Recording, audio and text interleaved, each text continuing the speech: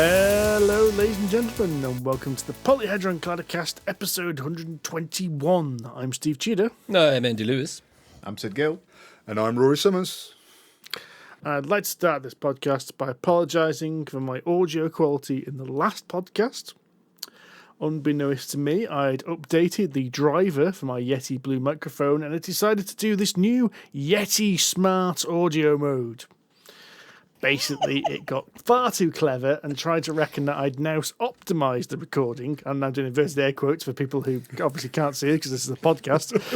It's everyone but me. Attempted to optimise my audio for voice, which made it sound shite. Excellent. So some top quality optimization there then. Good grief. I spent the last editing, it must be the last 2 or 3 episodes, I'm not quite sure where it started, going through my audio going, why does this sound crap? Do I need to buy a new microphone? Is this gone? And then I started looking, you do what you do, and I did a SID, Google search, what's the best podcast microphone? Oh, that looks nice, yeah, £450. Have we got anything slightly cheaper? What's the second best microphone? The irony is that best microphone as well was a proper microphone rather than these USB ones we're using, so I'd have to buy a USB audio interface as well. Wow. Oh, right, okay, so probably a cool £1,000 there. I reckon 550 would do it nicely. That's only minor scope creep in the grand scheme of things, isn't it, Andy? Let's talk about Andy's scope creep, shall we, Mr. Tudor? What, my scope creep was only a 30% increase. You went in. Hang on, no, just stop for a minute now. You have to tell everyone the story now, won't you? The story, well, yes, okay, fine. I have had, whilst we're on the subject of dodgy technology, we'll get to that bit, but I have recently bought myself a new TV because in my ass-backwards logic head, I've been speaking to my mother, and the television she has just basically isn't good enough as far as I'm concerned. It's teeny tiny, and she wants a slightly bigger one because she's getting old and her eyes are going, all that kind of jazz. So I said, okay, fine. Well, I can either look for a new one, a second-hand one for you on eBay or something, or I can get a new one, and you can have my old one, which is a 46-inch Samsung 3D thing, which I've had for about 10 years or so. And she's like, oh, okay, you sure? Do you want some money for it? No, I don't. It's okay. It's fine. You can have it. So obviously, I took the latter of the two and took the excuse to get myself a new telly, obviously. Andy, why would you buy yourself a new TV 2 weeks before Black Friday? Because it was still part of Black Friday. Oh, right, okay, fair enough. Okay. Because it's Black November, it would seem now, because everyone seems to be shifting stock. Because he didn't want to do what my brother did and stand outside Lidl like a bell end waiting for a cheap Black Friday TV. That's why he did it 2 weeks before. And have you seen what TVs are on offer on Black Friday? Yeah, they're awful.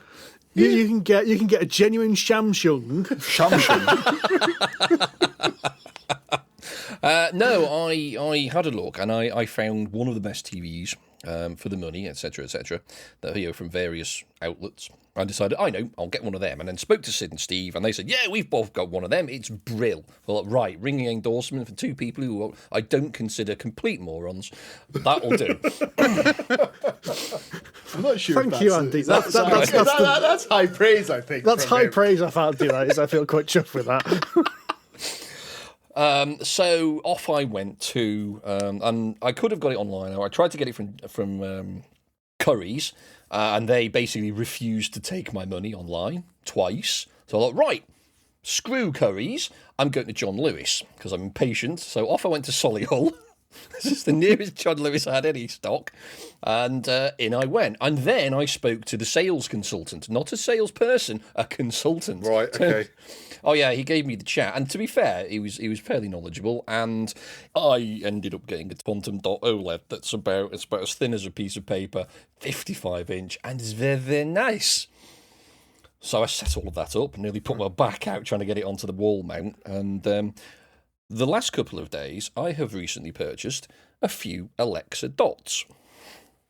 Right. The Amazon Echo Dot things, which are fun. Quite enjoy them, and I thought, well, I can because my TV's got Alexa in it as well. I thought I can link the whole thing up, and I can turn the telly on using Alexa. Because if one of the dots is knocking about, I can talk to the dot, and it can talk to the telly and turn the telly on. Because that's more complicated and less reliable than pressing a button. So why the hell not? We live in the 24th century. All I need now is a pattern replicator, and I've got tea Earl Grey hot, and I'm done. I could be Captain Picard. But no, I have spent the last 2 nights arsing around with the stroppy bitch that is Alexa, who refuses to talk to the right devices. Sid had to talk me through connecting one of them this afternoon, which actually made things worse when I got home, because I'd linked essentially what the Samsung app and Alexa together. Now my telly only sent some of the sound through one of the little dots in the kitchen. So I was watching Captain Picard talking to me through the kitchen dots. So I had to disconnect all of that, hard reset it at the wall, and tell it where to route the sound. So it's been fun. Other than that, the picture, though, is amazing. 4K, and that's a bandwagon I'm happy to jump on. But it's been an ordeal, boys. It's been an ordeal. There's been a lot of swearing. Can I just ask, listeners, if you had any problems with your Alexa dots during that rant, can you please let us know what happened? Yes. Good grief. See, I've actually got one behind me now, so if I say Alexa too loud, she's probably going to wake up and put Radio 4 on or something. So if we get the Archers blaring out at 1,000,000 decibels, that'll be why. It's all right. I'll only play it in the kitchen, Andy. Yes. Honestly, it's been a bloody nightmare. It's really easy to set up. No, it isn't. It's a lie. It's a filthy, filthy lie. But it is kind of cool. But the problem is, because the telly's Alexa as well, if I say Alexa, all 3 Alexa devices in this space all go, hello, what do you want? I think and then they fight to decide which one does what. I think you might have put too many in one place. Yeah. No. Don't get them wet, because if you get them wet, you'll have more. Don't feed them after midnight. Don't feed them after midnight, and don't get them wet. Honestly, I've broken her twice now by talking to her, asking her to put the TV on, and she just, because if the dot picks it up, it just sits there and goes okay, and then nothing happens, and then she just sits in this little blue and white ring, just scanning around, waiting to do something, and I can't talk to her. She won't respond. She gets in a right huff, and then just goes, it turns off.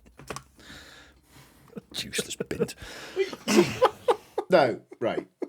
You think you had an interesting arrival when you came home today, right? So I'll tell you what I arrived to when I got home from work today. This isn't on the show notes. I'm excited. Go for it. I arrived. Well, this is fresh off the presses. This is Mr. Summers, right? So I came home, picked the boy up from school, came home, got to the house. House is dark, like pitch black, right? Open the door. There's candles. It's like, have I gone back in time? Is this like courting all over again? Am I going through the emotional roller coaster of meeting the girlfriend for the first time in ever? And no, I got inside, and Mrs. G said there's candles on the dining table, there's food set out. I was like, have I missed them? Is it our anniversary or something? I'm positively shitting bricks, right? And she goes, oh no, it's the energy saving hour off. So she'd been around the house and turned off all of our electric, gas, everything, and we sat there like a right bunch of old people in candlelight eating our dinner. I couldn't even see my food, right? All because Octopus, other energy providers are available, told us that we had to do this super saving hour. What? Why? Yeah. I don't think had to do is I think you may have been duped there. Maybe duped into it. Yeah, because I've just had a conversation with my mother-in-law who's done the same thing, and it's like a deal that if you don't use power within that 1 hour, you get like money back or something like that. They take some money off your bill, and it's supposed to be that you do it during the peak time, I believe. So you do it like, is it?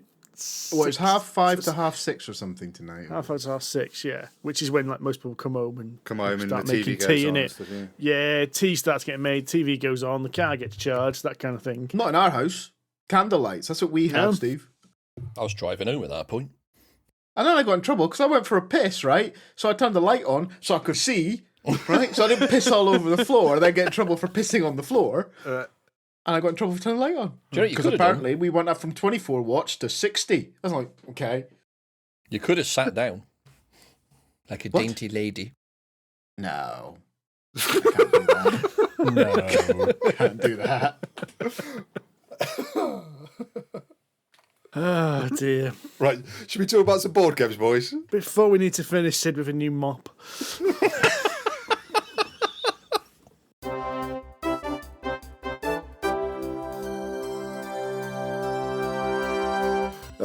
Right, what news we got? I'm completely out of the board gaming loop, boys and girls. Tell us what we've got. Well, because I'm looking at this list of news. And there's no news. There's no actual news on here, is there? well, there probably is. It's just none of us have had the time or the inclination to bother looking for any. So, I went over the weekend, and this is being recorded on the 22nd of November, FYI. So, for the previous weekend, I went to a board gaming convention, a new one this year, called Poole Party, organised by Martin Poole, at the Ramada Hotel in Telford. And given that Telford is only half an hour up the road from me, it seemed convenient. And it was also free. So it's the first one Martin's done, which is probably one of the reasons it was free. So basically, he just booked out a bunch of conference rooms in the hotel, and we sort of, turn up, play games, drink tea, bacon sandwiches, and, bail out. And, of course, if you wanted to stay over, you can do that, the usual affair. But it was very convenient, so... I didn't realise it was only in Telford, actually. That's That's about halfway between us, really, isn't it? It's not far from me. Yeah. And it was, no frills. It was, it was pretty straightforward stuff, but it did exactly what it said on the tin, to be fair. It was all about board gaming.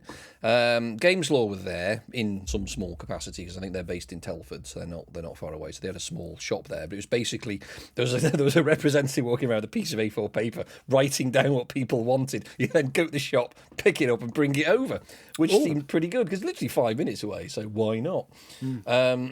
But it was good, very, very good. I think there was a few people there on the Friday, which I couldn't get to because I was, working and things. They played until about 4 a.m. on the Saturday, so there were a few people with bleary eyes on the Saturday morning at 9 o'clock, Mr. Mark Cook included. And some imbibing apparently happened, so there was a couple of them suffering. So I think the lighter games were being played on the Saturday morning. But because it was a hotel and they still had the canteen open, I basically went over there and got myself a bacon sandwich and a coffee. And the good thing is, because it was a buffet, you could fill it with as much bacon as you wanted. It was awesome. I know, Mr. Judo, I know. Wow. For £5. So a bacon roll and pretty much an unlimited coffee was pretty good. So we troughed a couple of them. That was nice. But anyway, yes, so we played quite a few games. Some that we'd played before, but a lot that we hadn't. I managed to teach a few of my friends Teotihuacan because they'd been interested in getting into sort of heavier board games. They enjoyed that. And I won't talk about that now because we've talked about it before. We played The Godfather, which is weirdly an Erlang game. It doesn't feel like one. But that's a sort of area control worker placement. Very, very good game for sort of 4 or 5 people. And a lot of people got murdered in that game. A lot of corpses in the Hudson, which is one of the game mechanics. And I replayed a game called Steamworks, which I've owned for years and haven't played it for almost the same number of years. But one of the people there brought it. And Steamworks is a very clever worker placement game where you are a kind of crazy steampunk inventor, where you're building machines, and they're either steam machines, clockwork machines, or electric machines. And you're plugging these sort of tiles on the side. So there's like little patterns that match up, depending on whether they're clockwork, steam, or electric, little cables and diagrams on each of these tiles. And the idea is that these machines will give you either points or benefits, or give you something else, and you can choose extra tiles. And the idea is that you can use other players' machines to get you what you need, because you can't build the whole thing yourself. And if somebody uses your machine, you'll get a point, but they'll get the benefit of using the machine. But you can also use your own machine. It sounds a lot more complicated than it is, but with 5 players, oh my god, the number of machines you can choose from just gets crazy. So I think this is definitely one of those games that, whilst very good, is probably best at 3, just because of the number of combinations that could be made with the number of players at 5. But it's very, very clever. And it's another Tasty Minstrel game, so it probably isn't available anymore, because they've obviously gone the way of the doo-doo, sadly. I also played a light game called Saboteurs, which you may or may not have heard of. It's a card game. It's light, super light game, and it's a sort of hidden traitor game. Is that with the gnomes digging through? Yes, dwarves. Yeah, yes, dwarves, basically yeah. dwarves digging for gold in a mine, and the idea is that most of the cards that you play are essentially paths through mines, so like a little bit part of a path.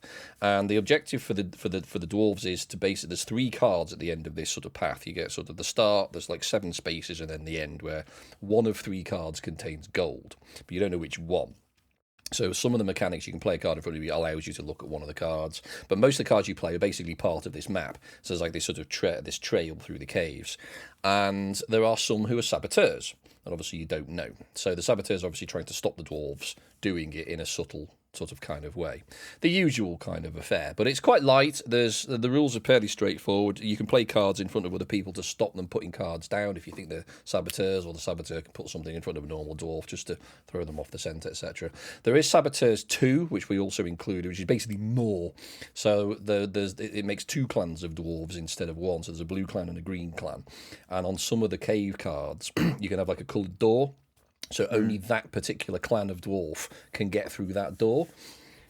So that only the players with that particular colour of dwarf can score the points at the end. But there's also geologists, and there's like an accountant who basically makes money anyway.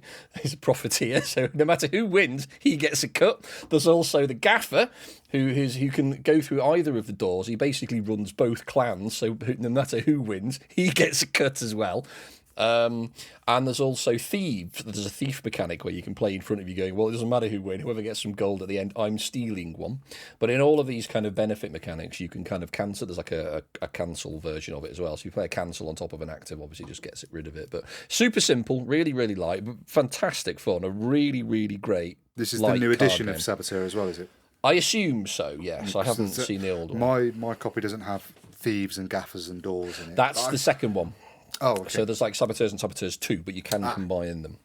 I haven't actually seen it on sale myself, so I don't know how much it is, but I'm going to pick up a copy of this because it is super simple and really great fun. Because you can be a proper wanker. You want a good number of players for it. Like, you just go up to, I think, 9, I think? Something like that. I think we played with about 6, and that felt right. That's good, And the weird thing is, you don't deal out a fixed number of cards, or rather, you don't deal from a fixed number of cards. You deal all of the personality cards out. So you don't know how many saboteurs there'll be, what kind of clans you're going to get, whether anyone's going to get the gaffer. So it's really quite good. So every game is very, very, very different. Cool. So it's really good. Really enjoyed that. So strongly recommend Saboteurs if you like hidden traitor games. And then I was introduced to a game called Coffee Traders on the Sunday afternoon. That's quite a popular game, though. Isn't it? Yes, it's very good. It's a heavy euro. So it obviously piqued my interest. There's a bit of a point salad going on, but the idea is there's a bunch of plantations around the world. There's Colombia, Brazil, Ethiopia, Guatemala. There's sort of places that they're all the big sort of coffee places in the world. And the idea is that you can build little plantations in these areas, but it's a cooperative in the sense that the coffee places are usually cooperative. So everyone contributes to producing coffee in that region, but you will score points the more stuff you do there. So everything you produce will actually go into a sort of a pot, and then you can sort of send a trader there, and the first person to send a trader there will get more out of it. But everyone who goes there afterwards will also get some of that coffee. It makes sense when you play. It's not as complicated as it sounds, but basically each area will produce some coffee depending on how many people have built plantations, and that coffee's divvied up between the people who send a trader there to go and pick it up. And then you can use that coffee to fulfill orders. So obviously you want to get in first. You send your trader in first because he gets the benefit of being there first and getting more, but it costs you more to do it. But of course everybody else gets some coffee out of it. And you can build buildings which give you better advantages. They give you more points. You can get coffee first and so on and so forth. And then there's also the one with the civet cats, the cats that eat the coffee beans and then poo them out. Yeah. You've heard of that? Yeah, there's also that. So I had an army of cats running around Sumatra. Of course you did. But it is enormous. It's a really huge game. It's bigger than Agra, if you've played that, and you've seen how. Blimey. Exactly. It's bigger than Agra because your player board is enormous, and it's one of these games that has all of the stuff you can do on your player board. So you've got all the buildings you can build in the right positions on your player board. So the benefit and the cost of building it is on your player board. So you put it on the board and you know what it's going to do. So it's one of those. But it also has the stages of the game pretty much mapped out in front of you as well. So it's actually really easy to follow. And it took us 5.5 hours But that's not because it's a complicated game. That's because the person teaching it was unfamiliar with it because he hadn't played it in about a year. So it was essentially a learning game. You play through essentially three full runs of the game in order to, from sort of three phases basically for a full game. So you run from start to finish 3 times, and then you do final scoring. So we played like one playthrough as a learning game, then reset the game, then played a full game through again. The actual sort of proper playthrough took us about 2.5 hours, and that was for a 4-player game. So that I don't think was too bad actually for a heavy Euro. And once we got into it, it actually moved fairly quickly. There were a couple of moments where people were like, oh God, what the hell do I do? Because there's quite a few options into where you can do things. But other than that, it's actually fairly straightforward once you get used to it. It's just understanding the quirks of it and how all of the little traders and stuff work. But it's very pretty, extremely well produced. I think it's about 90 quid to buy. But there's a lot of really nice wooden bits in it. It's extremely pretty. It's, it doesn't surprise me it's that much, especially these days. And it's not small either. So I would like to play it again with a bit less chaos. Because obviously by the end of the 4th hour, I was kind of getting, losing the will to live. I'd been there thinking I could play 200 games at this point. But I have played a new game and it was very, very good. So I do recommend it. So that pretty much ended my Sunday, so I had to sort of go home and host the music. Very full Sunday. Oh yeah. On the Sunday morning we played Steamworks, I think. I can't remember what order we did things in, but yeah. Oh no, I played Gun Kimono and Nantinarking on the Sunday morning. But Gun Kimono is another one I've not played before, and that's a very straightforward tile laying game. It's a bit like dominoes. So there's like 2 tiles with Japanese warriors on of a particular colour of clan. I think there's 5 clans. And each side has a particular colour and either 1 or 2 of these. They look like Christmas trees, but they're actually represent like a shogunate or dojo kind of, the sort of Japanese layered houses that you get, those. And when you put a tile down, there's a sort of map with all the different colours on. You put a tile down, and it's a bit like Agricola. Not Agricola. Yeah, no, Acropolis. Yeah, no, yes. Right, yes. Like Acropolis, not Agricola. Not Agricola. Very different nothing like games. Agricola. So it's like Acropolis, where you're putting tiles onto tiles, and you kind of, with the blue area especially, it's what you look down upon that is essentially what counts as that area. You don't score the different layers in this like you're doing in Agricola, for example. Acropolis, Jesus. But when you put your tile down, you score in 2 ways. You choose one of the areas that you've made into one area that you make, and you score victory points for that.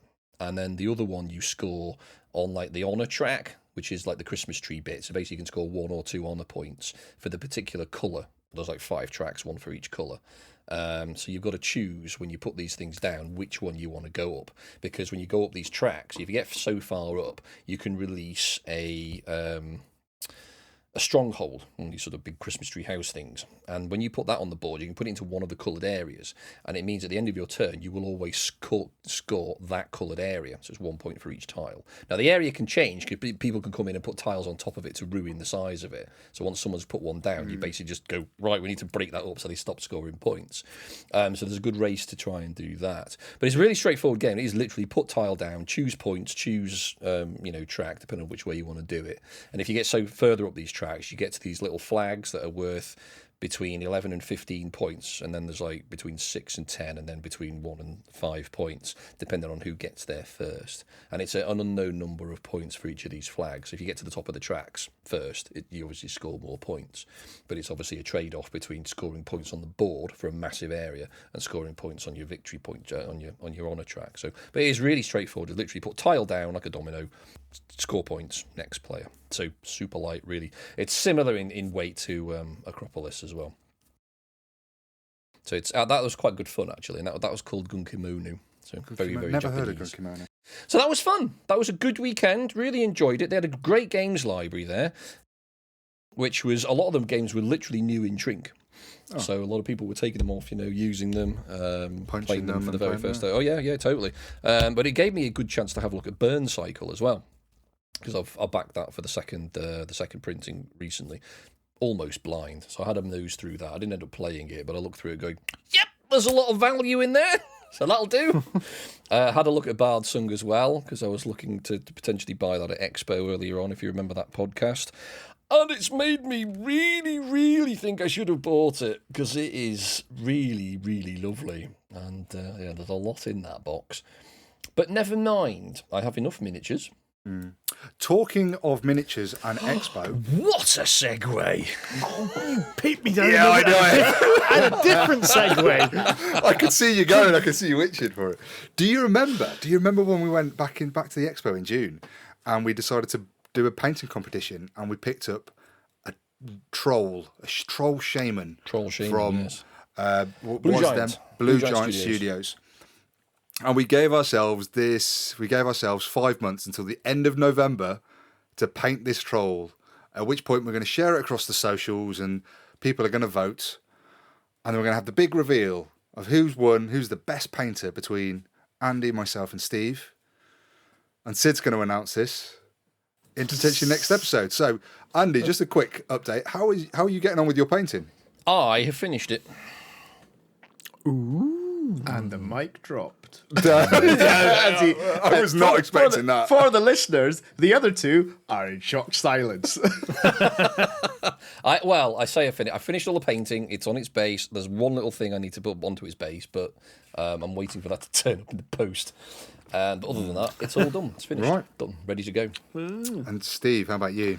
Mine is, I would say, 95% done. I was going to call it a day because there was some bits I wanted to improve, and there was a point where I was trying to improve them a couple of weeks back, and I was hitting the limit of my skill and getting frustrated with it, so I thought I'd put it down and leave it. And I picked it up and looked at it again, and it's like, there's a couple of things I just need to go back and just tweak. It's I would call it tabletop standard right now. Mm-hmm. You'd sit on the table and you wouldn't blink an eye, but if you look at it close, you'd go, yeah, that bit's shit. And it's not in like that bit's like, oh, that could be better. That was like, no, that bit there is crap. And I'm also, the guy's got like a furry collar. Yeah. And I've tried to do colours. I've tried to basically do a set of colours for it, and it's not turned out the way I wanted. And I've already tried twice, and I'm wondering if third time's the charm. Which is basically completely repaint it a third time. Wow. Strip it, start again. That's it. No, it's taking me far too long. Do you know what's really annoying, right, is at one point, I was planning on videoing this process, including all the mistakes, but there was a point when I lost my rag so much, I stopped recording it. And the annoying thing is, though, I lost my rag. It was like, and this is a weird thing, it's like playing a video game like Dark Souls that you get frustrated with. I went away, did something else, half an hour later, I'd fixed the thing I'd lost my rag with. Yeah. I just came back to the paint desk, did it, and thought, crap, why didn't I record that bit? So basically, I've got plenty of video of me undercoating it, and that's about it. Nice. Nice. Professional's Guide to Priming. No, I like How it. about you, Mr. Summers? I was hoping we would avoid that. No. You're part of this ridiculous trio. I'm probably about 25% of the way through painting it. You have a week. Chop, chop. Yeah, I might have to change my plans for the weekend. It's When you come over on Sunday, I'll it's bring going to my be a painting painting with me. session. Yeah. Exactly. Okay. I'm just going to sit here in the corner painting. You guys play some games. Yeah, so okay, I've got some work to do then. Great, that's reassuring. Well, speaking of miniatures, Oh, I'm gonna get he's this gonna get segue. in. The last one. I was going to get off the last one with bloody Bard Sung, but I couldn't do it. I thought I would mention actually one piece of actual news. The Elden Ring Kickstarter has quite literally just launched as we're recording this. What's Elden Ring? Elden Ring is a video game, quite possibly the biggest. It's between God of War and Elden Ring for being the best video game of the year, basically, is what everyone's saying. And Steamforge Games have released a board game of it. Nice. Of course. It hit Kickstarter hours ago. Even if it was just an hour ago, it's already at 3,600 backers. Right. But to give you an idea of what you're into, there are three pledge levels: an entry pledge, a core pledge, and an all-in pledge. The entry pledge will set you back £75. That's all right. Yeah. The the core pledge, £152. Okay, that's getting steep. Yeah, that's a big And jump. the all-in pledge, £364. Oh, I don't know why I'm wincing. I'm just... Yeah. I was intrigued by this, and I'm still am intrigued, but I am a little bit fingers burnt from my Dark Souls Kickstarter from Steamforged. And although it looks like it's a completely different game mechanic-wise, I'm still a little bit wary and was hoping I could actually play this before I even think about buying it. I mean, of course, Kickstarter shenanigans are afoot. There are 2 expansions, which are Kickstarter exclusives. That's a bit rude. That's rude. Of course. And are they not? Are they part of the all-in pledge, as the title would suggest? I think so, Okay, yes. fair enough. I'll allow it. Kickstarter exclusive expansions. This won't go to retail. But yes, and somebody did on a little meme where they showed the map of the Elden Ring game, and this is the first area. Right. That suggests considerably more. Yes, that's £364 for the first area of the video game. And how many areas are there? Let's say 6. Jesus Christ! This is like Kingdom Death Monster sort of potentially levels of wow. That'll be really interesting though. Is if this is the area 1, and when they do area 6, assuming that they are similar amount of items in it, the price difference between 6 and 1. Oh yeah. Because if it's going to be over 6 years, but you're getting essentially another version of the same game. See how the price changes over 6 years. Yeah, And who still gives a shit at the end of 6 years? Well, based on Dark Souls. So nobody then. Yes. But we'll see. I am still half tempted because I basically want a couple of miniatures to paint. I can't lie, actually, to be fair. I want to paint Godric the Grafted. But no. Yeah, anyway. I mean, looking through Bard's Son, which is also Steamforged, the miniatures in that are really quite lovely. So the miniature quality is very nice. So, if nothing else, a few of them would be quite nice to paint. Speaking of lovely things... Oh, why is he going with this one? Well, where did you going to segue into now? Yeah, I don't know. I'm baffled. Myself and Mr. Summers, mostly Mr. Summers, to be fair, because it was his idea, have put together a PHC gift guide to buy lovely things for your friends and family. I see what you did there. Lovely things. See? Yeah, very good. Yeah, you see, there is method in my madness somewhere. Madness in my method, one of the two. And we have put together because we frequently get questions, and in fact, if we get onto them some later on, about what to buy, friends, family, other people, Secret Santas and stuff for Christmas. Yeah. And it's something we get every year, which is fine. And we haven't gone as far as to say buy these games, because a lot of games get quite expensive these days, and they're sort of kind of beyond what we would consider the price for a Christmas gift. I also find that buying games for someone can be incredibly subjective. Agreed. So we have dodged that particular bullet. Yep. And we have gone for pretty much everything else. So ways to pimp your games and bling them up, which is something that Rory does with his games. So he's a bit of an expert there. Do you know on that, while I was researching this document, I went onto the Repost Productions page and spent €40, €40 pimping my Seven Wonders Duel game. Jesus, wow. Because they happen to have the metal coins in stock finally. So I was like, all right, I've got to get those. And then I'll get that metal piece, I'll get that metal piece, and that promo card, and that promo card, and that promo card.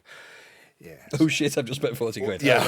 But I really want all this stuff, so it's okay. It's easy done. But things like that, so how to pimp up your games, including things like the plasticky tokens for stuff like Quacks of Quedlinburg, for example, which I happen to have myself, because even after a few plays with that game, the cardboard tokens can get quite worn, so they're probably worth it. They're not cheap, but I would say if you play that game quite a lot, you're probably worth getting them, because they're obviously a lot more durable. Yeah. They're not going to break, so definitely. And if anyone actually wants to buy a set of them, I have a spare, because I was an idiot, but two, thinking they were different things, because I didn't read the blurb. So I genuinely have a full set, including the expansion set of Quacks of Quedlinburg's little plasticky things. So if anyone wants to buy that, get in touch.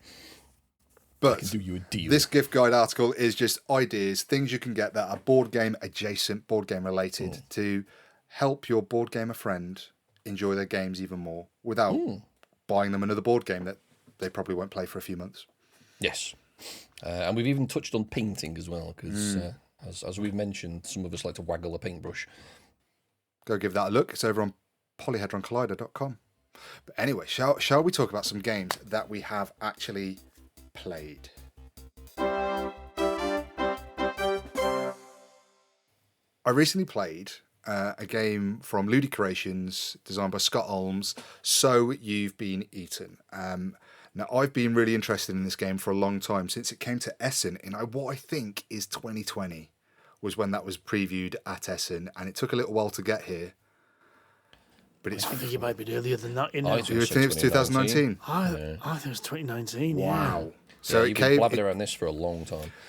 So what was really interesting about this game, other than the fact that it's got a really unusual title, and it's a 2-player asymmetric game, which is sounds cool, and I love my 2-player games. It's got really fantastic art by someone whose name I've forgotten now, Conchai, something. But this is a game which is all about a space miner, going off into space to get some crystals, and then return back, because we need these crystals on Earth to power all our futuristic gear. The problem is, though, that these crystals happen to be inside the belly of a giant space beast. So one player is literally going inside the belly of a monster to try and harvest these crystals, while the other player is playing as the beast, is trying to digest them. So it's a 2-player game. It is a 2-player asymmetric game. One person is the space miner, the other person is the beast. Actually, technically, this is a 0 to 2 player. 0 to 2 players, yes. Because you can actually play it as either a robotic miner, an AI miner, or a hibernating beast. But because you have rules for both of those, you can actually play a AI miner against the hibernating beast. So you just sit there and you just move the components around and watch the game happen in front of you. Why you'd want to, I don't know, but it's... Why you'd want to is because you can, Steve. It's because you can. The same reason Andy wants to hook up 5 Alexas to his TV is because he can. Four. Actually, only 1. So I played this game, and I kind of fell in love with this game straight away. I ended up playing it 5 times back to back in one evening, staying up into the wee small hours on a school night, just to keep going. The Space Miner it's a dice placement game for the miner. You roll these 3 dice, and then you have to allocate them to an area. What number is showing on this dice dictates which card it can affect, and you've got this track of cards, which is the digestive track, and you've got options to move some of these cards. You've got options to remove some of the cards that have crystals on it, or tools which give you a one-off special power-up. You can use your dice to adjust some of the beast cards. They've got these evolutionary types cards. You can interact with those and get rid of them. Whereas the beast player it's a card management game. You're drawing a set of cards. You are laying them down. There's 7 cards that form this digestive track.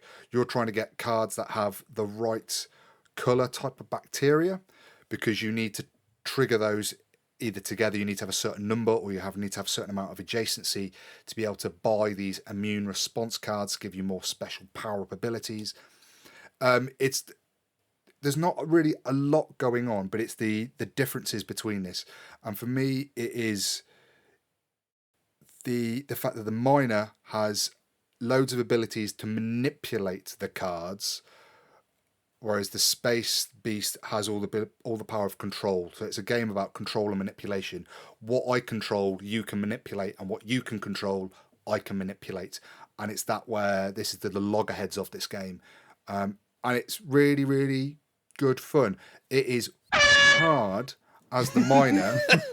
I found either I am really, really crap as the miner, or the person I was playing was fantastic at playing as the beast. One of those two things. I think maybe a little bit of both. But I found it so. I just find it so hard. I really want to play it with somebody else just to see if I can beat them and find out. But it's. Have you tried bot v bot? I haven't tried bot v bot. I haven't Okay. tried against the bot yet either. It's on my. Okay. If I wasn't so busy at work and actually taking lunch breaks recently, I probably would have tried it. Fantastic game. The box insert is fantastic as well, Andy. You've got 3 miniature boxes, and you put all the cards and all the tokens in these little boxes, and it even comes with a little dice tower, a little fold-up dice tower that you put together at the beginning of the game. Gimmick. to roll your dice. Which I believe is pants. What do you? I thought it was great. I thought it was a lovely little thing. See? Gimmick.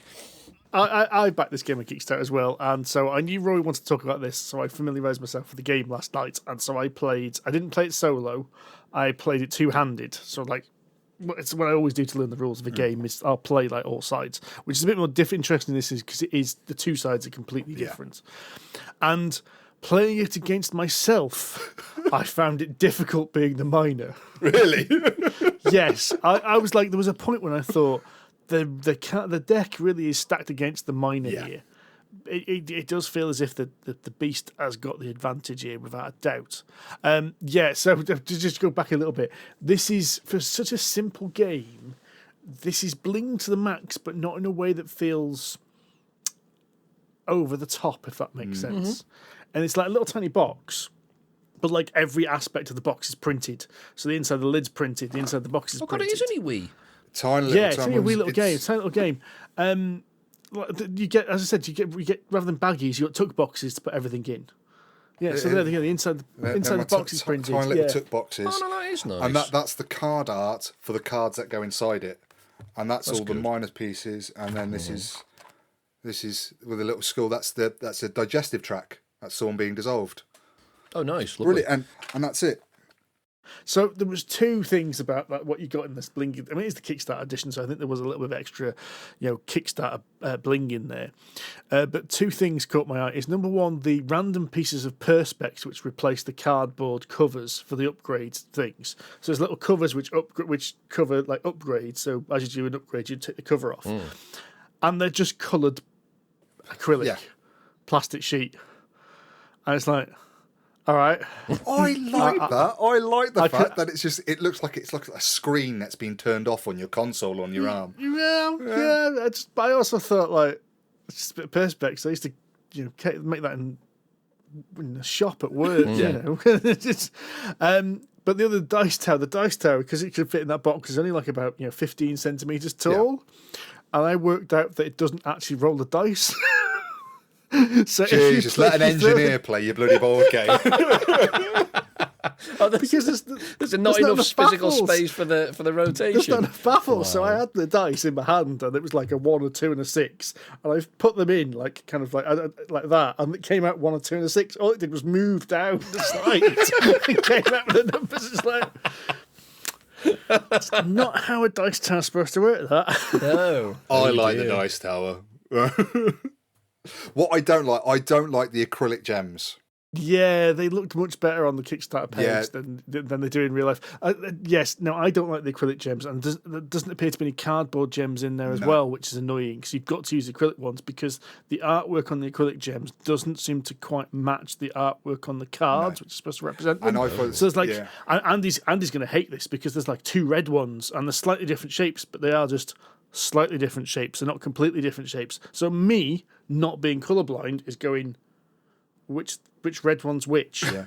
And I can just imagine Andy throwing them against the room, across the room. See, for me, are they supposed to be different then? They are different. Yeah, there's 7 different gems. 7 different gems. I think it might be 7, but there's a red, and then the other one is like slightly more magenta than red. But I was playing in a living room with like a normal living room light, and it's just sat at the table, and it's just like, I can't really. Which way up are they supposed to be? And in the end, I just had to go by shape. How was that got through testing? Surely someone must have sat down and gone, the is this? But then it's really, the interesting point is that on the beast has bacteria tracks. So you've got, there's red bacteria, green bacteria, blue and yellow, right?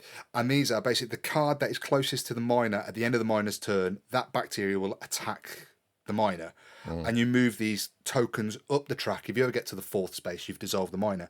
But they are really nice, bright, colourful, wooden, chunky pieces that are really clear and distinct. So even if you are colourblind, you can tell the shape is very clearly, that's clearly the blue one, that's clearly the red one, completely different shapes, completely different design on them, really vibrant. But then the crystals are really this kind of semi-opaque. Is this a yellow or a green one? They're all a purpley red kind of colour, and they all look rough the same shape, and none of them seem to match what's on the cards. It's like 4 shades of brown, then, as far as my eyes are concerned. yes. But Wonderful. I shall have to see this. notwithstanding, I found this a really fascinating game. I as I was playing this and thinking about it the following day, I became really interested in the process of designing a game such as this, because it is asymmetric games have always fascinated me anyway, but 2 players where everything is so different about them. It's a really clever piece of design. It's really well put together, with the exception of these crystals. I really want to play it again. The problem is again a bit of a grudge match now. I don't want to not play the miner. I'm not going to not play it until I win. Oh, you've got the Dark Souls effect. I did notice that the game actually says, right, if the miner's getting really good, right, here are some like handicaps for the beast player to start the game with. So when the is that ever going to be the case? Right, I could probably sit down and play this. If I could explain the rules to my 6-year-old son and he played the beast, I'm pretty sure he would still beat me. It's right. I think only then maybe I would need to give him a head start. But it's a good game. Hard. So I could see that difficulty just playing it against myself, because you've got, I think it is 7 crystals to get, and you've got a deck of cards, which is the stomach acids of the monster. And so it actually says, oh, don't worry if you miss one, because each crystal is on these cards twice. Thanks a bunch. Twice. So, but there is a definite finite thing. There's definitely going to be a number of turns. There's like a minimum number of turns the game can last, because at the end of every miner's turn, one of the bacteria advances, and if one of them gets to level 4, you've won the game. Yeah, so in theory, the maximum is all at 3 and then 1 at 4. Yeah. And then there's also one of the upgrade cards that the monster can get, which says you win if you get one of a particular bacteria to level 3. And there's one of those cards for each of the 4 different bacteria. Each of the 3, yeah.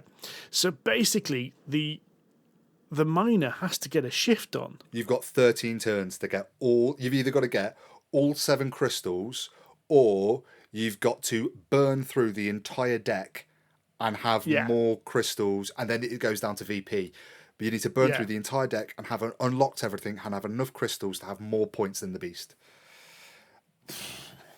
And that means that you've got to be very careful what you do as the miner, which means that you have more decisions. Whereas as the beast, all you can really do is just hoard the crystal cards. Well, I'm not going to put any crystal cards out until I've got no choice. But then, having said that, the beast player, it's not, you can't just hoard all of them. You are incentivized to put them down, in that you need to use crystals. Give the beast energy as well. So if you want to buy some of these cards, you need to use crystal energy. But what happens is, Steve, as the beast player, I've already collected the white, the blue, and the red crystal. So Steve knows he can put those down, and I'm not interested in them. I'm not going to take them. So those crystals stay there powering Steve up. So it means I've then got to waste my turns getting rid of cards that I don't really care about, that give me nothing, but Steve needs them. And the only way for me to force Steve to give me cards that he doesn't want to give me is by getting rid of these ones, which it's all this cost and balance stuff. And the miner can manipulate what the beast does, and the beast can manipulate what the miner does. And it's really nice. Glad you got it then, after all this time. Yeah, it's shortlisted for one of my games of 22. See, I'm glad you guys have talked about it, because it's one I saw yonks ago, and that whole 0 to 2 players thing had me fascinated. It's clearly, it's not how you're going to play it or anything like that, but I think it's just really clever, kind of how it can do that. And I'd love to play it one against a bot and see how it plays. I think it'd be a really interesting play. The only reason I didn't do it last night is because there is 2 separate rule books. So it's one for the basic game, which is the 2-player game, and there was a separate rule book with the solo rules in. Right. And the only reason I didn't play it properly solo is I actually wanted to learn the rules properly. Yeah. and then go solo, and basically ended up running out of time. So didn't. No, I'm going to try and give it a go over the next few weeks, Sid, and I'll let you know. I might even send you a lengthy video of me doing it. Feel free, mate. You got 4 weeks off coming up, so you need something to do. I've also got a delete button on all various devices upon which you would send said video. Oh, that's really good, Rory. Delete. It'll be filed under like dick pics and stuff like that. Auto delete filter would kick in. I'm really worried why you have that as a filter set up on your phone. just in case people send you dick pics, just ultimately rejected. We all have a past. Sid was young and needed the money. So last night I had the pleasure of sitting down to play a rather heavy Euro, which is going to be the next release from Alicat Games, Arborea. This is a rather beautiful box where you are spirits in a mythical fantasy little land after a cataclysmic event, and you are trying to regrow your ecosystems and attract these fantastic creatures back to your lands. Now, I played this for the first time last night at 5 players, which is the max player count, and it took me about 5.5 hours to play because of explaining the rules and learning the game kind of as I went, and everybody was just kind of treading it slowly. But it is this is a beast of a game. This is easily the heaviest game I've probably ever played. This was. It was I am not trying hard enough. You need to play on Mars. Right, yeah, well, I don't know what to like. I was thinking about this compared to something like Tabanusi, some of the T games that I have played. So Tabanusi or Terracotta Army. It is of that ilk, if not slightly higher. Oh, that's average. That's medium. that's medium for you, is it? I found it was a really, really intense game. So I'm not going to go over too much of it. I'm just going to tell you about some of my favourite aspects of this game. So it is a worker placement game. You've got essentially 8 different actions you can take, and they're called in this game. They're called pilgrimage, and they're called pilgrimages for a reason. The board is shaped like an island. So I'm going to send a worker on a pilgrimage to the beach. Say, so I send my worker, and he goes and sits on, or they sit on this little track. Now, the track is there. It's really clever. It's a representation of time. So, from this one action, there are essentially a number of stops. So, think about. We used this analogy last night of it's like a train. At the end of my turn, this track is going to slide along one space or a number of spaces, depending on what type of worker I put on there. That opens up the lowest level of things I can then pick up, resources I collect. If I stay on it longer and it moves again further in a subsequent turn when another player goes onto this, I can move along and I can get the 4th or 5th spot, which has the maximum amount. And from these actions, I'm going to pick up some, I'm going to attract some wild creatures back from the outlands into the out of Borderlands. I'm going to pick up some resources that go into this eco resource management thing, which I'll come to in a second. It has this little train. It's almost like a conveyor belt, similar to like Chocolate Factory. I was about to suggest, is it similar to Chocolate? Yeah, because but it also sounds a little bit like Tolkien as well. So the longer you stay on a wheel, the more powerful the action. But instead of going circular, you're just moving along. And this track only moves along. I can either force it to move along as an action instead of placing someone, but every time anybody else goes on this track, it moves it along as well, and I get to choose at what point I jump off. So you can get quite stagnant if no one else is getting on the same track as you because they're not interested in those actions and those resources. You just sit there and you have to move it along yourself. But then you can take your veteran warriors, your veteran workers, and they move the track along too, so they can really speed it up and race it through, which is really cool. The other thing that's really good about this game is it's got this shared resource pool. So when I go to the beach, I can go along this track. Once I jump off it, I'm going to pick up some sponges or red resources. If I go to the forest, I'm going to pick up some trees, or I'm going to pick up some flowers. I can collect some water, depending on where I go. And these get added to this little tracker at the bottom of the board, which increases every time I collect something. It goes up, and I'm going to use those points, those things I've collected, to buy cards to build my own little garden, which I'll come to again in a minute. But the tracker tokens that say that I've collected 3 little trees this turn is split in 2. So the top half moves all the way up to 3. And if I don't use any of the trees that I've collected, I then move the bottom piece up, and the bottom piece up, once it goes up, it tells me how many points I've collected. So I've got a load of trees, and I've added them into our shared pool of, essentially our greenhouse. I get a boatload of points. If I use them, then I don't get quite so many points, but then I get the card instead. What was interesting about this is that, Andy, you could go and do this, get loads of points and populate our greenhouse with loads of stuff. I could do the same, but then we're populating stuff that Steve can just come along and then take all of our hard work and buy a load of cards without having done that. But it makes this really interesting that you all essentially collectively have to go and get some of these things, and you get some of these things while you're doing the other actions that you would have liked. Okay. And then the final thing that I like about this, once you've got your little garden, which are these, you're using cards, and the back of them has, you're laying them over on top of each other to create patterns so that certain creatures that I've attracted have to go in this grid of like 4x4s, ideally. They score for adjacent colours. So like my frog likes to go in the blossom. So I need 4 pink tiles and him to sit in the middle. You then have this really interesting aspect of trying to map out where all of your creatures sit in relation to each other. So I know that my tailed cat wants to sit in the grasses, so he's going to score quite nicely for there. But if he's on a vertical or horizontal line to a stagworm, he'll score even more points. My stagworms score because they're in the sponges. So you then have to manage where your creatures sit in this little thing, and that's where there's a boatload of points.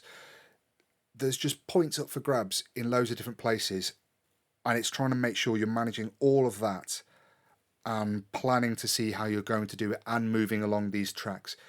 Utterly fascinating game that melted my head completely. I do want to, but I think playing it, my first game, playing this at 5 players, I did mention that to Cesar, and he said it's a beast of a game. You're mad for trying it. I have to agree. It was a really stupid thing to do, but there's a lot more to this game. Those are just my 3 favourite things from it. It sounds like it's a bit of a departure for Alley Cat, because I've recently got Autobahn through, the Kickstarter's finally delivered. I haven't played it yet, but I got a demo of it at Expo, which is why I backed it. Which, Cesar was telling me, that's probably about their heaviest game that they've produced yet. Now, I didn't think it was particularly heavy at all. It was kind of, middleweight-ish. So it sounds like Arboretum, or whatever it's called, Arborea. Let's go with that. Is probably slightly heavier by the sounds of it. There's a bit more going on. I don't know. There's a lot going on. Also, but it's one of those, In my turn, I'm going to place 1 worker. And then once I place my 1 worker, I can activate 2 of my other workers that have previously alighted from this train. Ooh. And then this hasn't been designed by David Turksey, has it? Because this is one of these things where you stick down 1 action, 27 other things kick off. Danny Garcia. Okay. Yeah, so I place a worker, then I activate some other workers that have got off tracks previously. Then I can buy a card, and then I kind of mop up. I do my clear down where I score my points or I move the tracks. Okay. And then that's it. And then it's your go.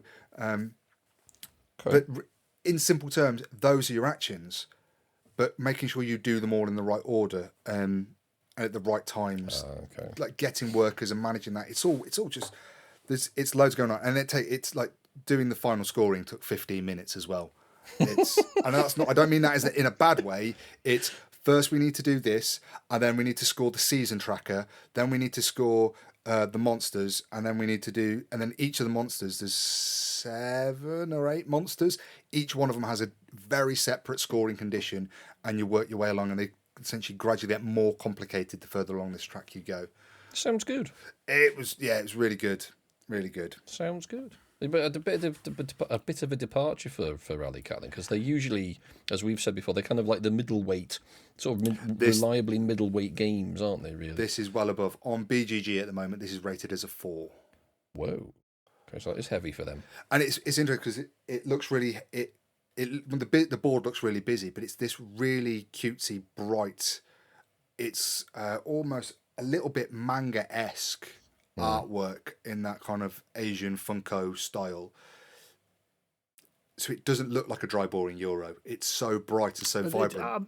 I'm looking at a picture of it on Board Game Geek at the moment. There is a lot of colour there. I mean, there's a lot of noise because I don't know what it is, but you can't deny it does not look like a grey boring. Well, I'm not Euro. interested then. Yeah, it's very deceptive. About silk traders in the Mediterranean. Yes. Don't go into marketing, mate, please. I would quite like to play that then. Yeah, we'll give it a go. I know how to play it now, so the teach won't take 45 minutes either. Hooray! 42 minutes. It's progress. Which, to be fair, is one game of Mysterium, according to the box. It's curiously specific. Yes. 42 minutes. 42 it minutes. does. Look at the side of the box on Mysterium. Weirdly, it specifies, I think it's 42 minutes. It's 42 minutes, yeah. I think that's in theory because every round should be timed anyway. That's a good point. Yeah, that's a good point. I think most people don't bother with sling that out. It's like the same with any game that's got like an egg timer. You forget it's there. Yes. I just sling it away because otherwise, I mean, by the time you've dealt out the cards, the egg timer's basically run out. So there's no talking point. of egg timers, I got out the loft the other day for my son to play Space Hulk. Awesome! I forgot that had an egg timer in it, and I was like, Does it? Yeah, it has an egg because the Space Marine turn is limited. You was meant to spend X amount of time doing your as a Space Marine. First edition? Or No, second second edition. I was going to say the first edition didn't have one. So I got the second edition. Oh, okay. Yeah, that was his after-school activity. You had a good day at school today? Awesome. Yes. Come home and let's play Space Hulk. Coffee table, and that was it. I didn't. He didn't want any more attention from me at all. Awesome. I really regret selling Space Hulk because I had the first edition with both expansions and the campaign book, and I loved it. I think Space Hulk was amazing. I don't know how it'd hold up these days against other stuff, but I think for nostalgic value, I'd love it. But I suspect it's probably a bit clunky these days. But we shall see. We shall see. I'll have to bring it along one time, Andy. I'd like to play the second edition, see what it's like. Should we do some questions, boys? Aye, let's. James McCann has asked us, what is your worst board gaming habit? And which podcasts do we listen to? Right, let's start with the worst board gaming habit first, shall we? I just keep winning. It's awful. There might be 3 people that disagree with you around the table right now. Do you know what? Before Poole Party, I hadn't actually won a game for about 6 months. Wow. Genuinely. Because we were at Steve's. Me and Rory got pumped. Yeah, we got thrashed. I've played loads of games at home here with Laura. She keeps winning. Even at like games like Brass, where she almost never wins. She thrashed me last time we played that. Poole Party, I won nearly every game. Nearly. I got pumped to the Japanese one, but... I consider myself, my worst board gaming habit, I consider myself to be what I refer to as a gigger, which is a gaming-induced gaming arsehole. Grumpy arsehole. Gaming-induced grumpy arsehole. Right?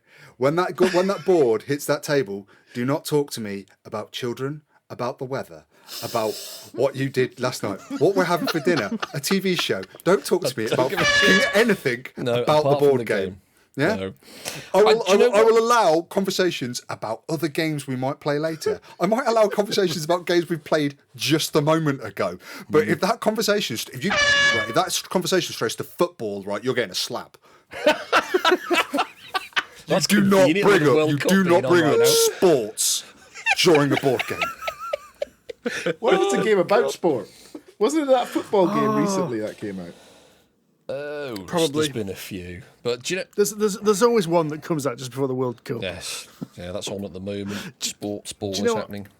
I think my worst gaming habit was going to be something related to that, and it's not the grumpiness. It's more the focus. It's like I spent all week at work.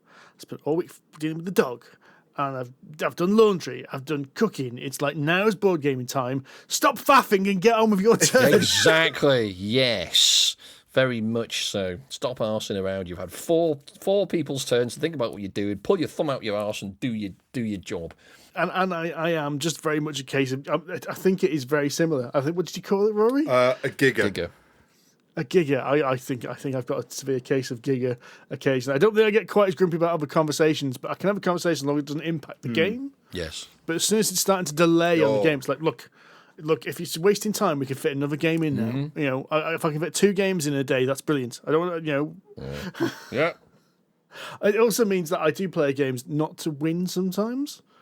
As in, like... That's the excuse I use as well. But no. I know people that are laser focused, and they will spend ages thinking. I'm not going to name any names. John Cage, who spends absolute ages on his turn because he has to win. Are you suggesting Mr. Cage is competitive? No, I think that was that Logitech optimization. Oh, so did your mic went a bit funny there, Steve? Didn't it? It did get a bit funny. Yeah, it did get a bit funny there.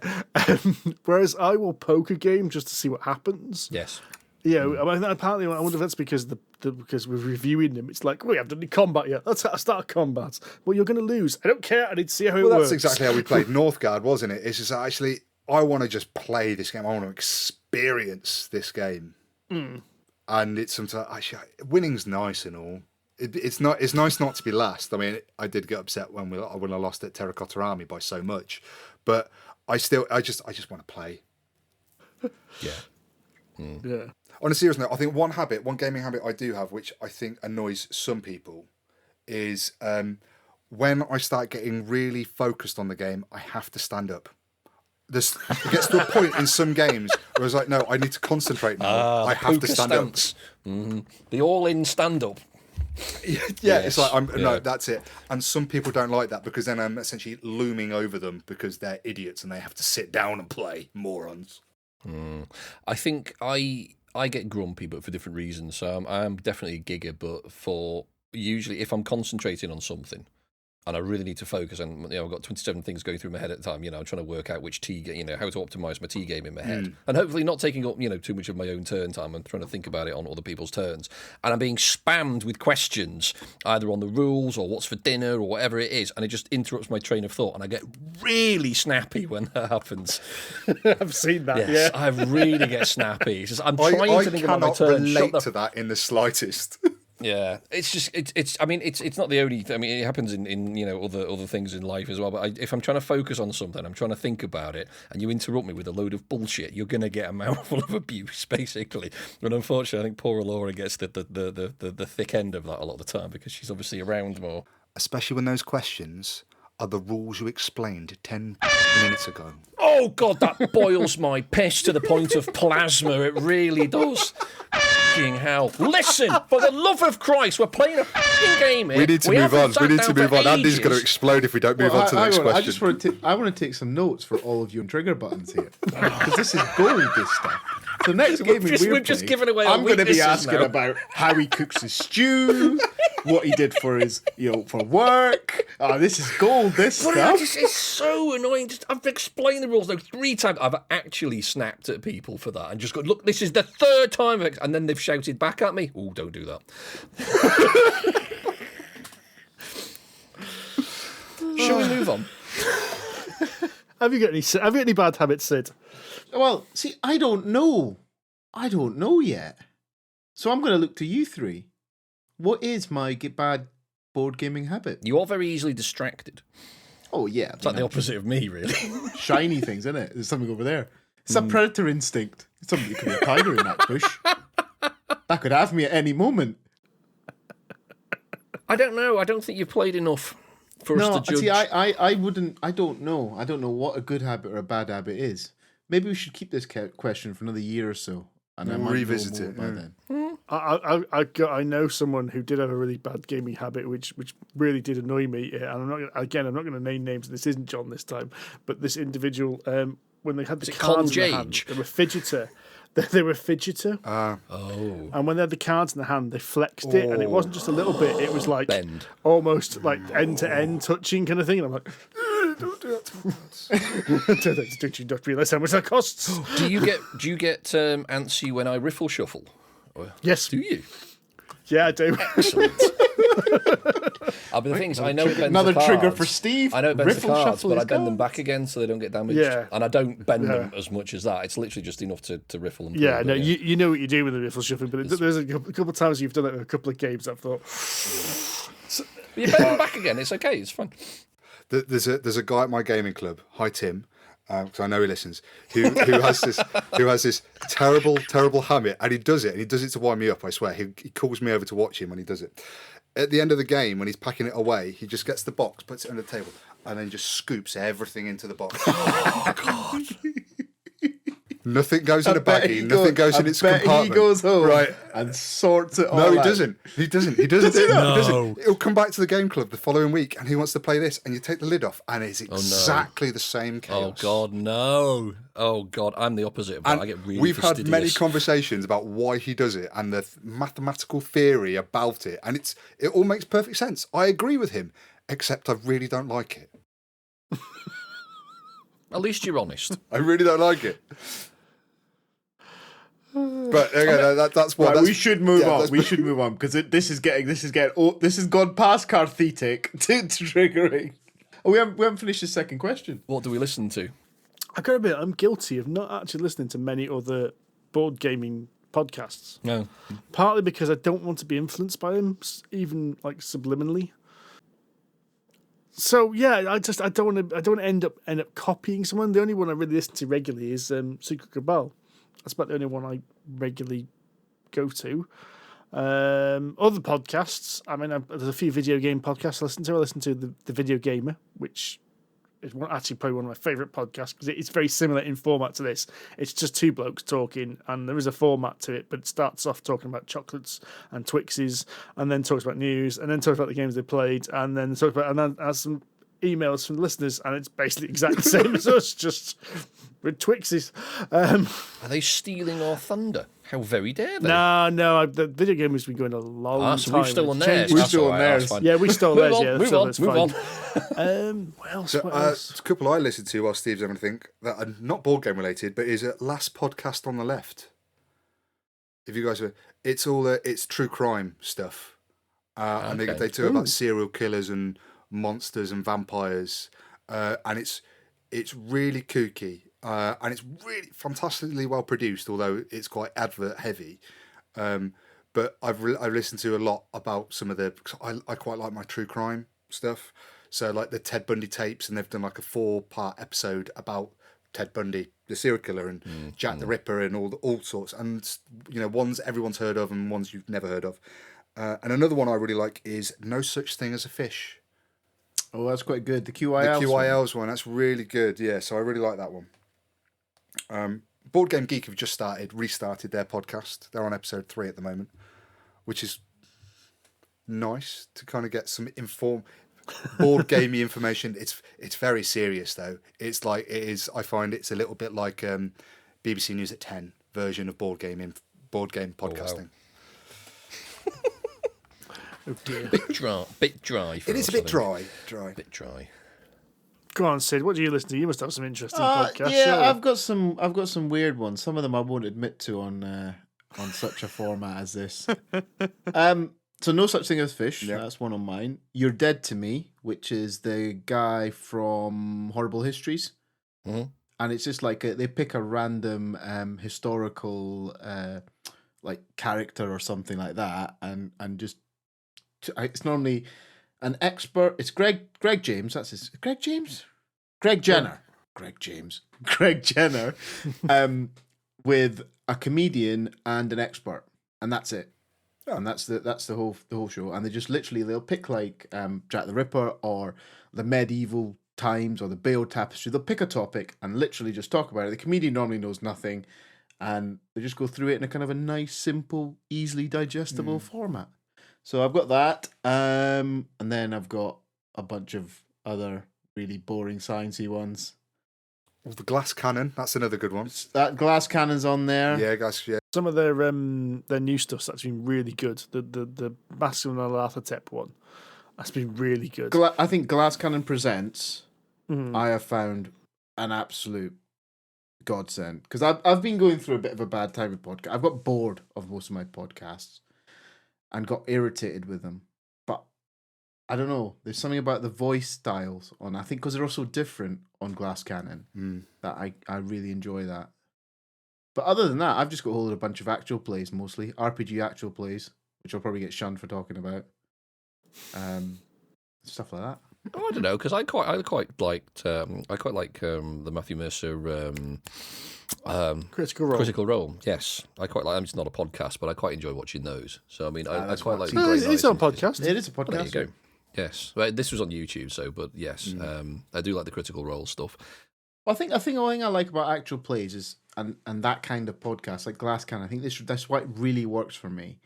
Is I can put it on in the background and I don't have to pay attention to it.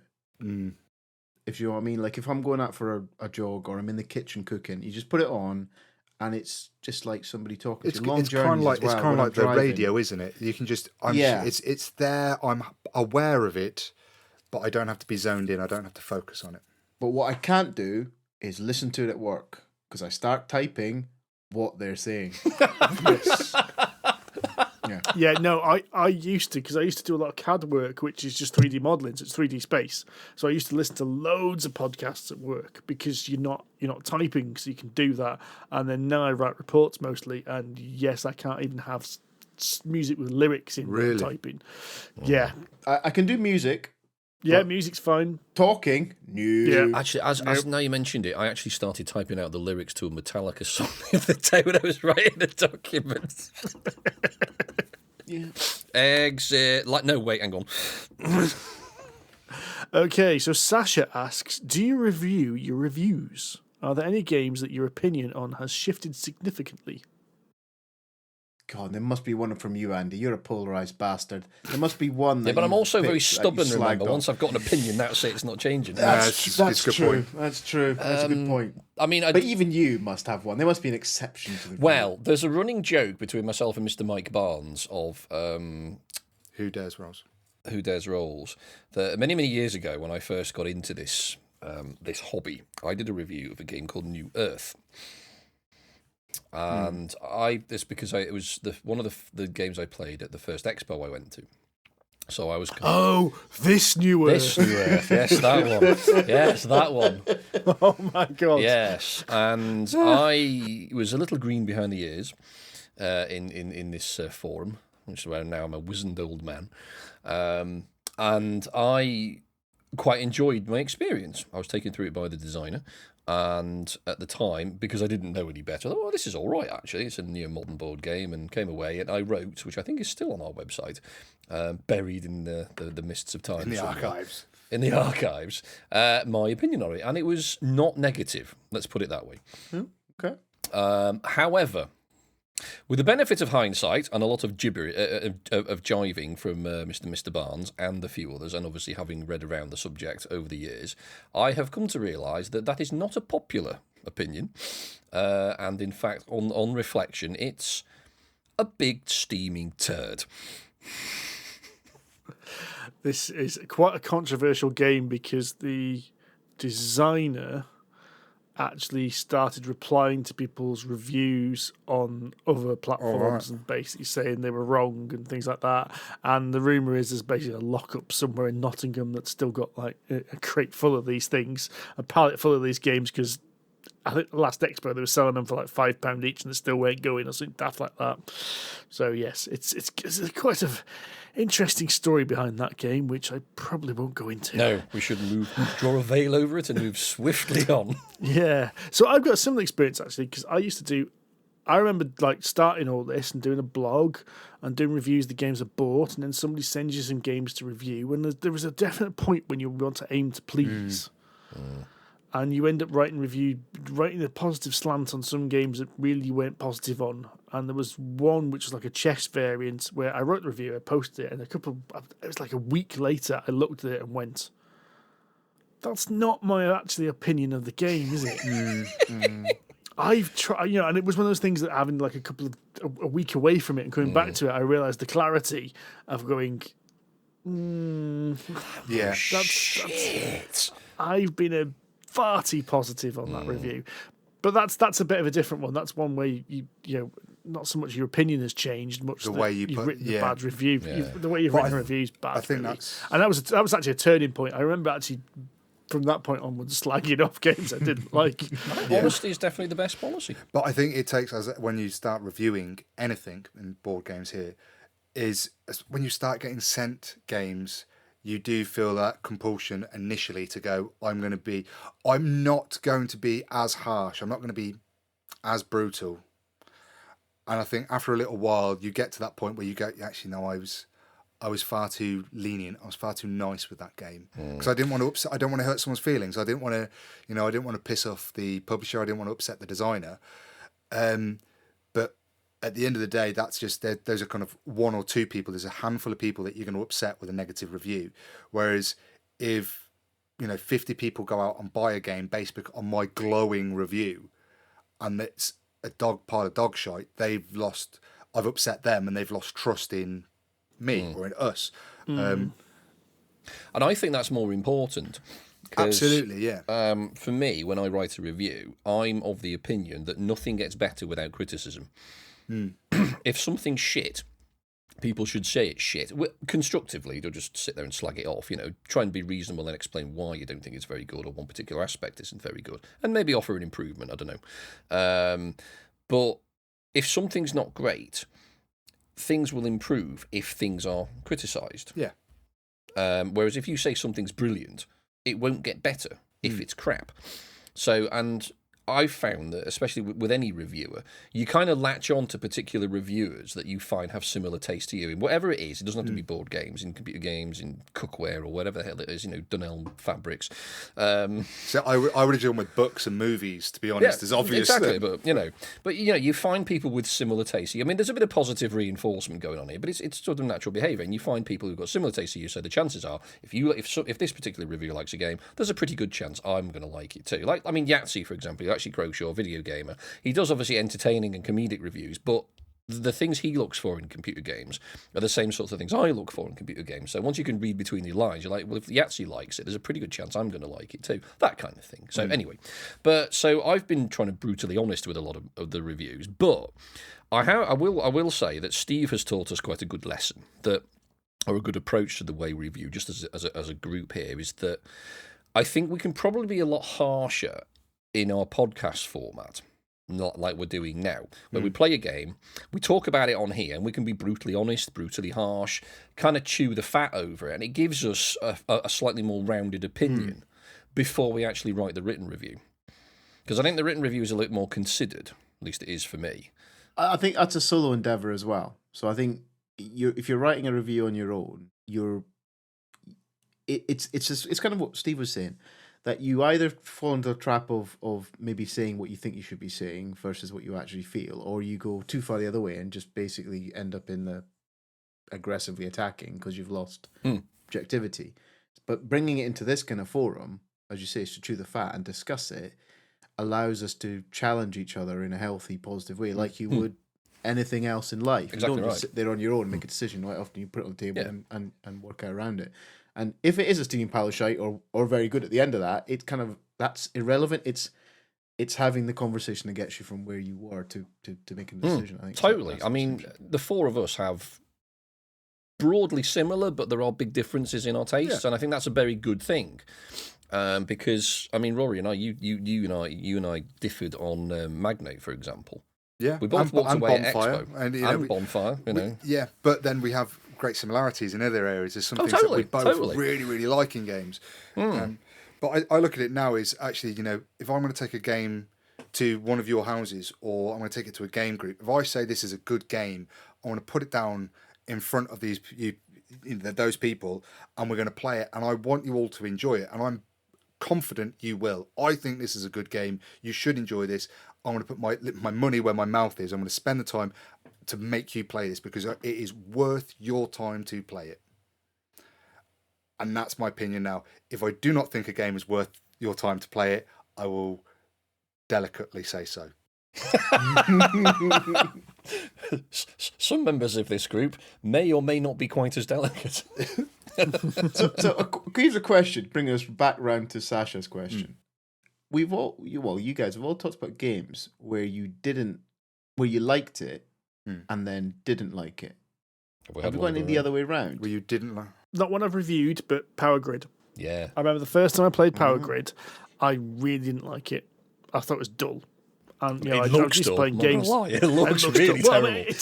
It is a board game about supplying electricity to Germany. I mean, it's not exactly the most riveting of themes to begin with, but I remember playing it again like 2 years later and absolutely loving it. And I've got no idea why I had such different opinions.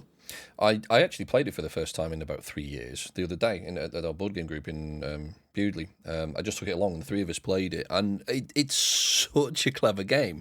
But I can see, I mean, if you open it and you put it on the table, Laura says this every time, it just looks so fucking boring. The artwork is awful. It just looks terrible. But you play it, it's so clever and so good.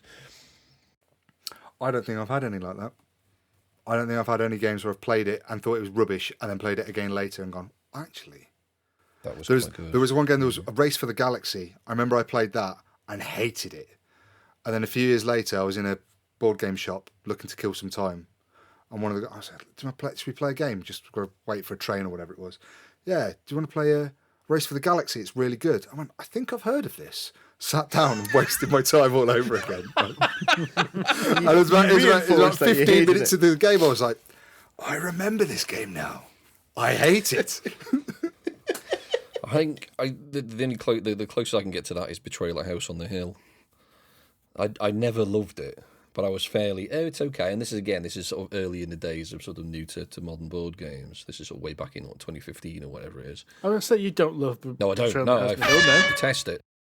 Well, that's what I'm saying. That's not my question. No. But the point I is, think I wasn't as negative when I first played it. Is my point. Now you are. The more I played negative. it, the more I hate it. So See, that's really interesting because I think the reason I asked the question is because I think it's much harder because you don't often go back and play something because you don't want to waste your time. You don't want to burn that important 1 or 2 hours of your life playing something that the first time you played it was a bit shit. Was I wrong? Yeah. But I was kind of wondering whether, let's say there was a game, Andy, that you thought was utter shit, right? Jonathan Strange and Mr. Norrell.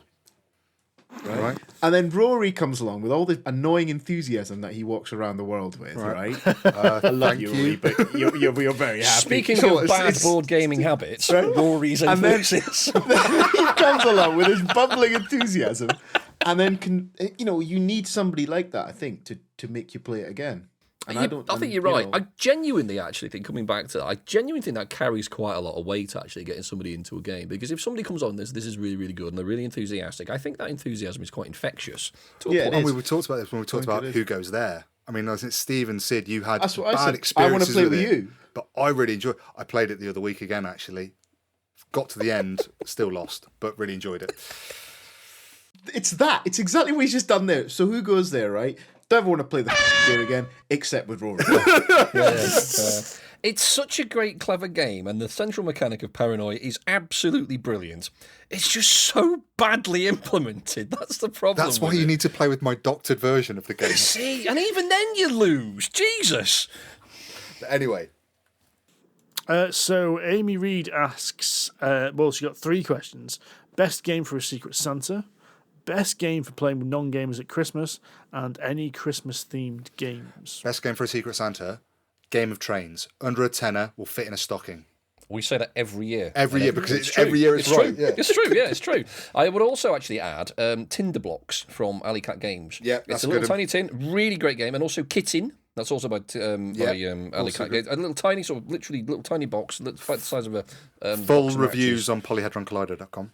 Yes, they're really good because they are less than a tenner. Yeah. So they're good fun. What else is there? High Society, £10, £15 tops. I think that's what you're looking for. High Society, best Secret Santa. You're looking at really cheap games. If you're going up to £20, if you're playing that, if you're playing a rich Secret Santa, Acropolis. That doesn't fit in a sock. Jesus. I mean, it doesn't have to fit into a sock, does it? No, it's Secret Santa. Secret Santa can do whatever you want, I suppose. Yeah. It's not a stocking filler. Twilight Imperium 4, it's only £90. Why not? Star Realms, that's a quality 2-player game, less than a tenner. Best games for playing with non-gamers at Christmas. For me, this is going to be either Blockbuster Video, the party game, or Top of the Pops, the party game. Right? Both of those are about 20 quid. If you've got a big group of people to play, it's a glorified charades in a book, and it's about you either play the same game. It's either movies or music, and everybody likes movies and music. You pick one of those, you play that with a group of people. After a few drinks, you're gonna have a laugh. Code names. I knew you were Code names. I was going to say code names because I love code it just names. works. Code names. We played it recently, didn't we? When did we play it? yours. We played it with Friday you guys birthday. at mine. That's right, you played it at mine. And it just bloody worked, didn't it? Because was people really could drift in and out of it. Yeah, because we're at that point where I think Sue and Amanda were cooking dinner. Yeah, and folk so were wandering around. people were quite literally just drifting in and out, and you had more people arriving, so they just joined a team and had to go. It was great for that, yeah. I mean, it works best with 6 players, I think. 6 to 8. 6 to 8. I think I'd say, we ballooned Sorry, minimum between 6, sorry, let's say. between like 6 and 8 and drifted in and out of that. And it gave us a good hour or so just while shit was going on to keep ourselves entertained. And I suppose the good thing about code names is they've got loads of different variants of it, haven't you? You've got a Marvel variant, you've got a Disney variant now, you've got the standard one, you've got code names duets. So if you want to just play a 2-player game. There's one about is there not a drawing pictures one or something? There's like that Codenames as well? Pictures. There's pictures ones as well. That's weird, actually. It's both harder and easier at the same time. That doesn't make sense, Andy. Yeah. No, it does. No, I agree with him. It's true. I actually agree with him. Because I'm correct. Still doesn't make sense. It's still correct. The thing is, it's because it's easier to come up with a bunch of connecting words for lots of different pictures because there's a load of similar shapes like circles or squares or arrows or whatever. But the problem with that is it's also a lot more confusing because a lot of the pictures probably aren't the ones you want. So like they might belong to the other team. So you've got to be really selective, which is why it makes it harder. What are they pictures of? Are they just like a picture of like a It's radio? really abstract art. Or is it like Mysterium and Dixit style? It's not quite that spaced out. Yeah. But it's like... It's not like that psychobabble thing, is it? No. Or whatever it was, It's that like they're weird basically silhouette monsters. silhouette drawings of... It could be like, I don't know, a bunch of sort of miniature gnomes coming out of a plant pot that's got a flower that's actually an umbrella that's squirting out, fluid from the top or Right, something okay. like that. But it's all in silhouette. Yeah. So, you could go raindrops, or you could say miners, or you could say plant, or something like that, because there might be, like Another card with a plant on it. Yeah. But the problem with that is there might be something with a JCB. So if you say plant, someone like Sid will go, oh, it's the JCB.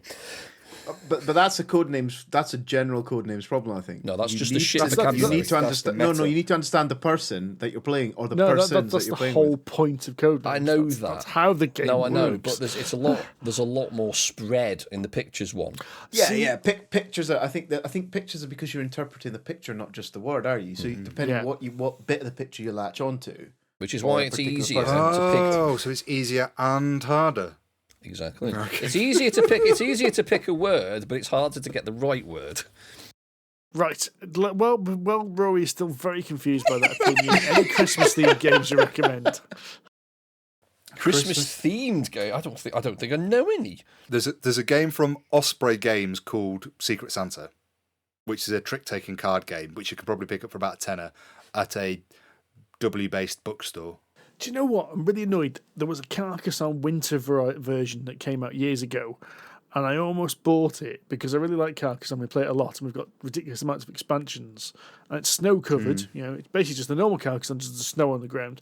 And I almost bought it just to keep it separate, so I had one clean copy of Carcassonne without any expansions, and I didn't.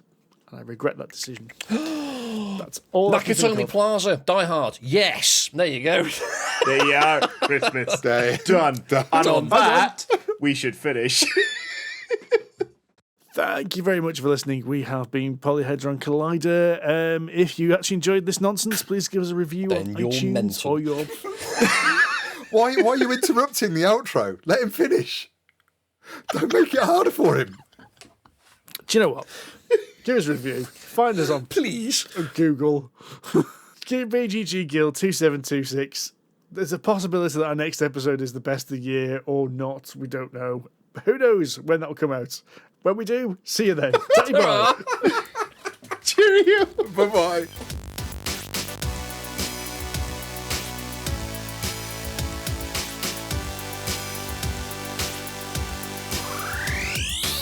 Ramshackle to the end. Circus. Actually, no, it's not a circus, because a circus is probably well orchestrated. Right. We need a ringmaster. All right, I'm going to hit stop. Oh, Jesus, right.